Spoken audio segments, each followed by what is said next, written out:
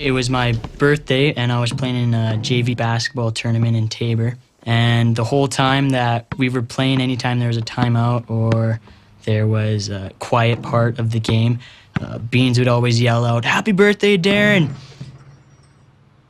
He probably said happy birthday to me 25 times in that game. Beans always made me feel good. There's nothing about Beans that ever made me feel bad about myself or mad or sad.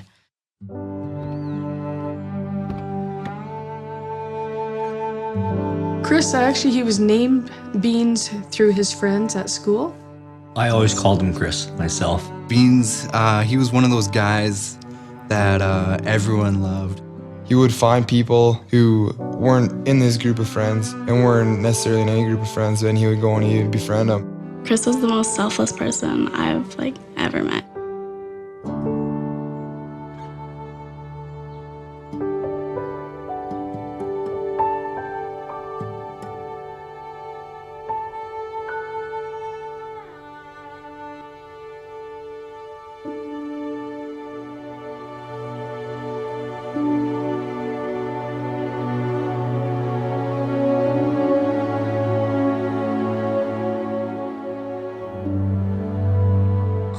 That morning, I went over with my seminary teacher, Brother Scott, to the Yokoyama's house, and I saw Beans' parents, and I went up to them and I said sorry. That's all I could say was sorry. I didn't know what else to say.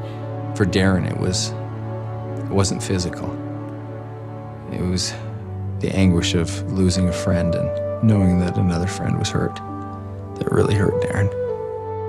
I continued to wonder and ponder what happened and actually wonder if Heavenly Father knew who I was and if he was actually there. It didn't make sense to me how I was the driver and Beans had passed away and Chris was in critical condition in Calgary, and I walked home that night.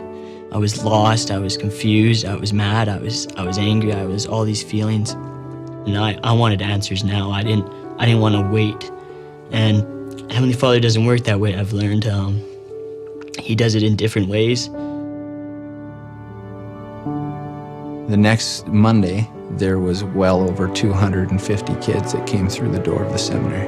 It was hard to watch kids struggle and cry, but it was comforting to see them turn to the Lord for that comfort rather than just seeking out friends.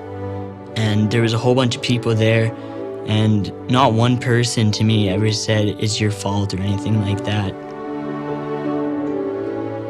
I could feel the love, I could feel the spirit. And I knew Beans was okay at that time, and that he didn't want us to be upset, that he was happy and he wanted us to carry on and be missionaries here on earth.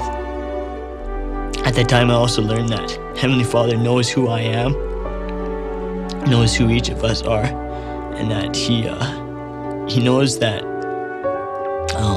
if we have faith that we can conquer anything, and that he doesn't give us a trial that we can't overcome. Ask God for help. He will give you help.